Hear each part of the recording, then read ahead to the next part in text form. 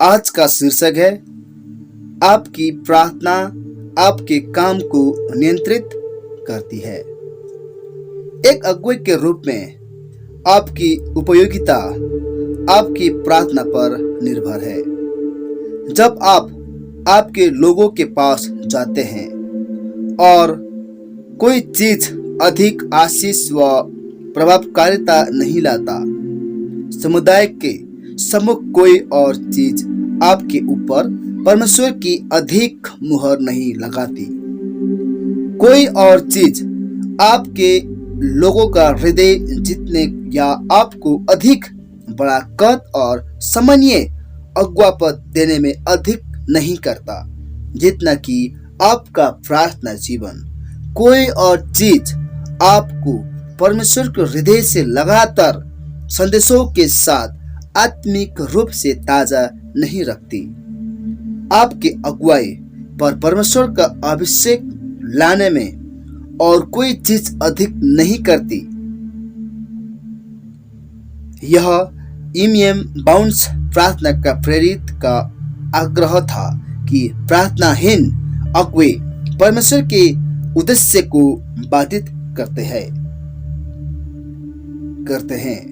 परमेश्वर अर्पित पुरुष चाहता है क्योंकि वे प्रार्थना कर सकते हैं और प्रार्थना करेंगे। जैसे प्रार्थना रहित पुरुष उसकी मार्ग में है, उसे बाधा पहुंचता है और उसके उद्देश्य की सफलता को रोकते हैं।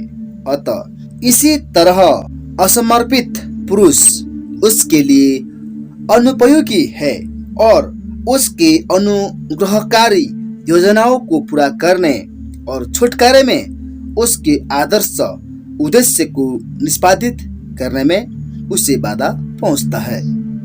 और आपके लोगों को आपके ऊपर परमेश्वर की सामर्थ आपके माध्यम से बोलती हुई परमेश्वर की आवाज जब आप उनके जीवनों को छूते हैं, परमेश्वर के स्पर्श को महसूस करने की आवश्यकता है। आपकी सेवकाई में परमेश्वर की सामर्थ आपकी आवाज के धारा प्रवाह उच्च सुर या आपके विचारों को अभिव्यक्त करने की आपकी योग्यता से नहीं आती। अभिषेक का वर्णन करना कठिन है, लेकिन एक बार आपके लोग आपके ऊपर पवित्र आत्मा का वास्तविक अभिषेक देख लेते हैं, उसके बाद से वे जान लेते हैं कि कब ये आपके पास है और कब नहीं।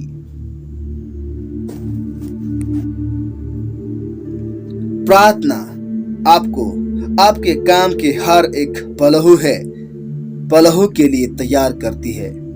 प्रार्थना वो ईश्वरीय योग लाती है जो आपके जीवन, आपके शब्दों और आपके काम में पहचान लिए जाने योग्य के अंतर लाता है।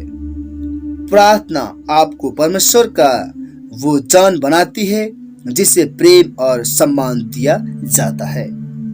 प्रार्थना प्रत्येक सभा के लिए परमेश्वर की आशीष तैयार करती है।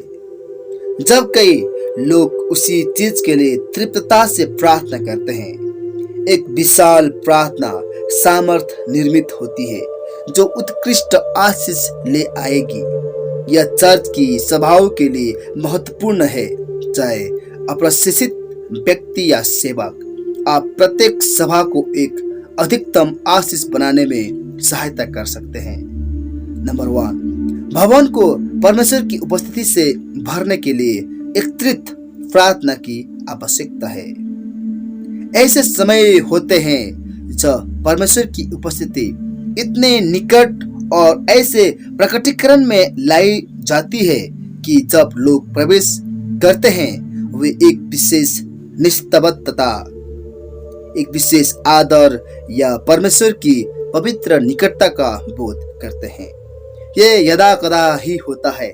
इसे छोड़कर जब अगुवा उसके कुछ वक्त लोगों या दोनों अधिक समय उपवास और प्रार्थना में व्यतीत करते रहे हो, कभी कभी लोगों द्वारा परमेश्वर की उपस्थिति की एक चेतना पहचानी जाती है जब अगुआ प्रवचन मंच में प्रवेश करता है या यह बोलना आरंभ करता है।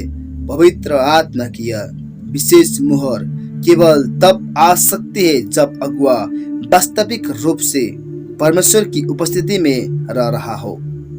इसे बहुत अधिक सहारा दिया जा सकता है यदि उसने उसकी स्थानीय कलीसिया के अगुवाओं को सिखाया हो कि पहले एकत्र होवे और प्रार्थना निवेदन में समय व्यतीत करे। अन्य लोग शनिवार की रातों को प्रभावी प्रार्थना के लिए मिलते हैं। कुछ ने अपने लोगों को प्रशिक्षित किया है कि रविवार की सुबह दिन का उजाला होने से पहले आए और सभाओं के लिए कई घंटे प्रार्थना में बिताएं। Skyline Wesleyan church, lemon groove, California में डॉक्टर जॉन मैक्सवेल को पास 200 लोग हैं जो उनके विशेष प्रार्थना संगी है। वे 4 समूहों में बांटे गए हैं ताकि हर महीने में एक रविवार की सुबह की आराधना सभा के दौरान प्रत्येक समूह प्रार्थना करता है। वे रविवार को सुबह 8 से 8:30 तक प्रार्थना के लिए एकत्र होते हैं। चर्च प्रार्थना श्रृंखलाओं का भी उपयोग करता है। बहुतायत की प्रार्थना वातावरण को परमेश्वर की उपस्थिति में से भर देती है। परमेश्वर की उपस्थिति का यह पवित्र बोध परमेश्वर द्वारा लोगों को आशीषित किए जाने और परमेश्वर की आज्ञा मानने के लिए तैयार करता है। नंबर 2, एकत्रित प्रार्थना जरूरतमंदों को सभाओं में आने में सहायता करती है। जब प्रार्थना ने मार्ग तैयार कर दिया है, पड़ोसी और मित्रगण से अधिक आशा रहती है कि सभाओं में आने का निमंत्रण स्वीकार करेंगे। जब प्रार्थना ने मार्ग तैयार कर दिया है, परमेश्वर ने ऐसे लोगों को लाया है जो दूसरों के द्वारा आमंत्रित नहीं किए गए, आत्मा के द्वारा भवन में खींचे गए हैं।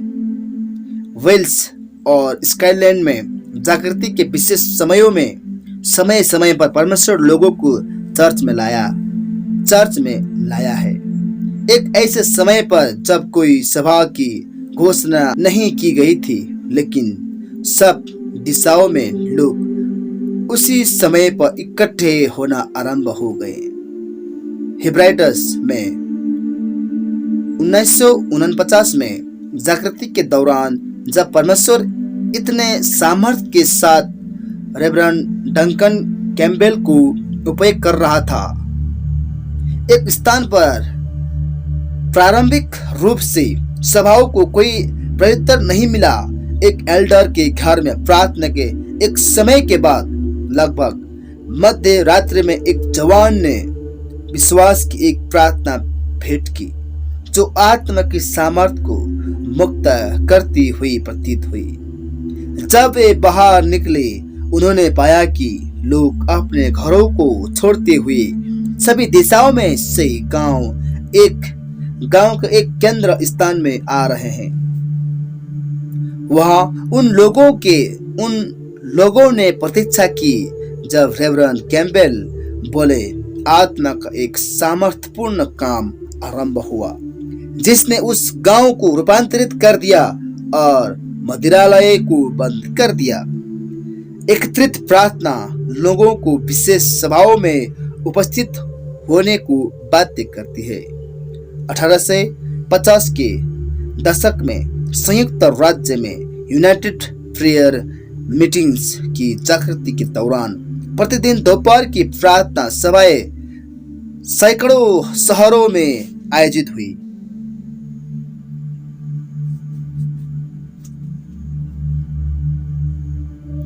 हजारों के ऊपर हजारों उद्धार न पाए हुए लोग सभाओं में खींचे गए और सैकड़ों हजारों लोग एक साल में बचाए गए। नंबर 3, एकत्रित प्रार्थना गीत गाने को अभिषेक कर सकती है। हमारी सार्वजनिक आराधना के आरंभ में हम क्यों मंडली का गायन रखते हैं? लोगों को परमेश्वर की उपस्थिति लाने के लिए और हमारे हृदयों को आराधना के लिए तैयार करने के लिए। हम उसकी महानता, उसकी पवित्रता, उसकी भलाई और सामर्थ्य के बारे में गाते हैं, ताकि हमारे ध्यान को सांसारिक चीजों से हटाए और हमारे हृदयों को परमेश्वर पर केंद्रित करें। प्राथमिक तौर पर गायन प्रभु के लिए है। द्वितीयक तौर पर हम एक दूसरे के लिए गाते हैं। जब हम परमेश्वर की स्तुति करते हैं, प्रभु में अपने आनंद और हमारे प्राणों के प्रति उसकी आशीष व अनुग्रह की व्यक्तिगत गवाही गाते हैं। आराधना का ये पहलू सभा में बाद में आ सकते हैं और अन्य अवसरों पर सुसमाचार प्रचार और जागृति के समयों में ऐसा गायन आत्मा के द्वारा बहुत अधिक उपयोग किया गया है। वस्ती के अधीन जागरूक करने के समयों में और चौतरफा जागृति के अन्य समयों पर धर्म सुधार के दौरान गीत गायन प्रभु के द्वारा बहुतायत से आशीषित किया गया है। हम एक सभा का आरंभ गाने के साथ इस प्राथमिक उद्देश्य की गाकर लोगों को अंदर लाओ,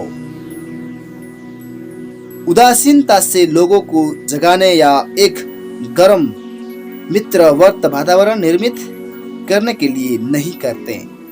दुर्भाग्य से कुछ गायन अगुवे ऐसा महसूस करते हुए प्रतीत होते हैं कि वे एक पेम्प रैली टीम को उन्मादित बनाने की सभा आयोजित कर रहे हैं।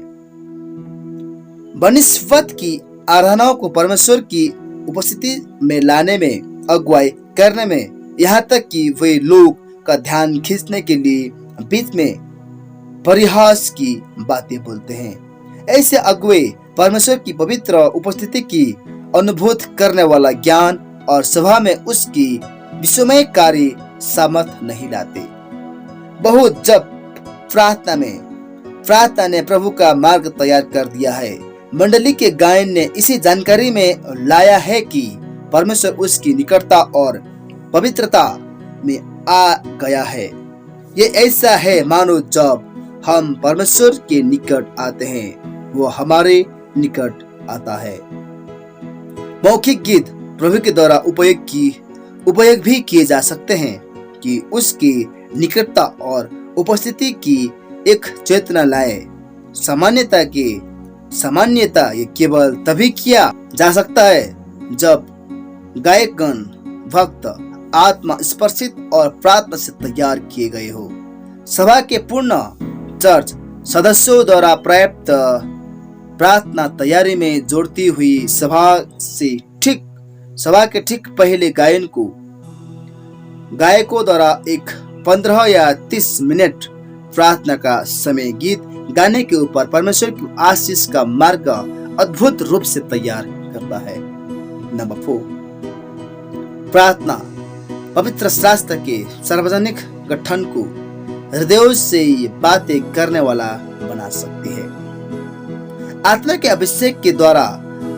अभिषेक के साथ कितने यदा कदा परमेश्वर का वचन पढ़ा जाता है। कितने बिरले ही उस सम्मान के साथ परमेश्वर के वचन को पढ़ा जाता है जिसके वे योग्य है। पवित्र शास्त्र के पठन की यहूदियों के घरों और प्रारंभिक कलीसिया में एक विशिष्ट भूमिका थी। जब इज़रा ने पवित्र शास्त्र पढ़ने के लिए खोला, लोग खड़े हो गए। नहम्या 8:5। अन्यथा यही सम्मान राजवंशी के लिए आरक्षित था। सार्वजनिक पठन के लिए पवित्र शास्त्र खोलना परमेश्वर के सभा में आने और स्वागत किए जाने की तुल्य था। जैसे कि राज्य दरबार की सहायक गण राजा की उपस्थिति में खड़े हुए, वैसे ही लोग परमेश्वर के सम्मान में खड़े हो गए, क्योंकि परमेश्वर का वचन स्वयं परमेश्वर का प्रतिनिधित्व करता है। कोई संदेह नहीं कि कुछ चर्चों में जब वचन पढ़ा जाता है, सभी के लिए सम्मान में खड़े रहने का रिवाज इसी से आता है। यदि वचन को इस तरह सम्मान दिया जाना है, इसे सम्मान पूर्वक और कौशल से पढ़ा जाना चाहिए। एक पढ़ने वाला को उस परिच्छेद को पहले ही कई बार पढ़कर भली भांति परिचित हो जाना चाहिए। इस बारे में सुनिश्चित होते हुए कि प्रत्येक शब्द को सही रीति से उच्चारण करें। हमें इसे इतनी स्पष्टता से पढ़ना चाहिए कि हर एक जन सुन सके और समझ सके। उसे वचन के पढ़ने में परमेश्वर की सहायता और अभिषेक के लिए विशेष रूप से प्रार्थना करना चाहिए। जबकि पवित्र शास्त्र पढ़ा जा रहा है, यदि वक्त मंडली खड़ी होती है, ये उन्हें सतर्क और एकाग्र रहने में सहायता करता है, जैसा कि उन्हें होना चाहिए। समस्त वचन के पठन में अधिक समय दिया जाना चाहिए, अर्थात बहुत लंबे परिच्छेद पढ़े जाना चाहिए तुलना में जो हमारे कभी कभी ही किया जाता है। नंबर 5, पासवानीय प्रार्थना का मार्ग तैयार करने के लिए अधिक प्रार्थना आवश्यकता होती है। सार्वजनिक प्रार्थना में अगुवाई करना एक पावन जिम्मेदारी है। एक बार स्पर्शन को एक संयुक्त सभा में बुलाया था। मंच के समूह को हर एक व्यक्ति को भाग के बारे में निर्देशित कर दिया गया था और सभा की अगुवाई करेगा, वो प्रार्थना करेगा, पवित्र शास्त्र पढ़ेगा, द भेंट लेगा, स्पर्श जन उपदेश देंगे। वे बोल उठे, यदि कोई एक चीज है जो आज रात में करूं तो मैं प्रार्थना भेंट करना चाहता हूं। उनके लिए पासवानी प्रार्थना सभा का सबसे महत्वपूर्ण हिस्सा था। पासवानी प्रार्थना में हर एक उपस्थित के लिए आशीष, शिक्षण और मध्यस्थता निवेदन की क्रिया है।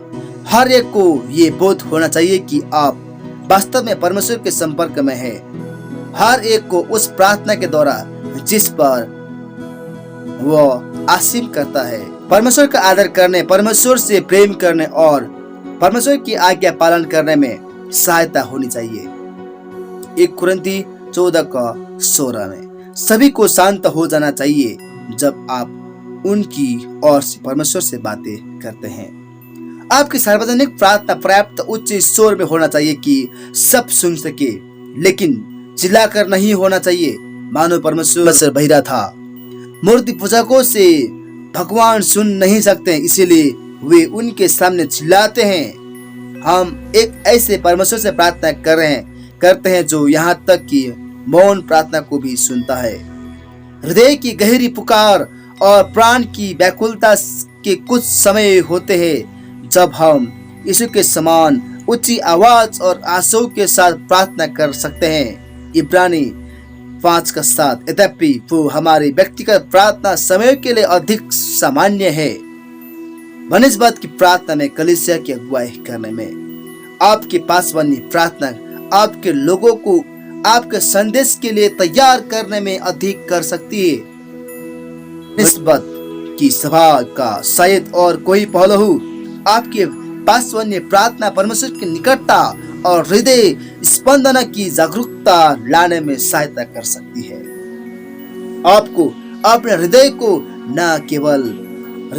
ने केवल उपदेश के लिए तैयार करना चाहिए, आपको इसे आपकी प्रार्थना के लिए तैयार करना चाहिए। आपको इसे हृदय भूख, हृदय नम्रता और हृदय अभिप्राय के साथ तैयार करना चाहिए। जब आप प्रवचन मंच में मध्यस्थता की प्रार्थना निवेदन करते हैं, यदि आप परमेश्वर से सामर्थ पाना चाहते हैं, आपको प्रतिदिन एक प्रार्थना बोझ अवश्य उठाना है। यदि आपको सार्वजनिक स्तुति, आराधना और प्रशंसा करने में कलीसिया में अगुवाई करना है, आपको प्रतिदिन परमेश्वर की गुप्त उपस्थिति की अंतर्गता में अवश्य संगति करना है। आमीन। जय मसीह। मिलते हैं अगला वचन के साथ।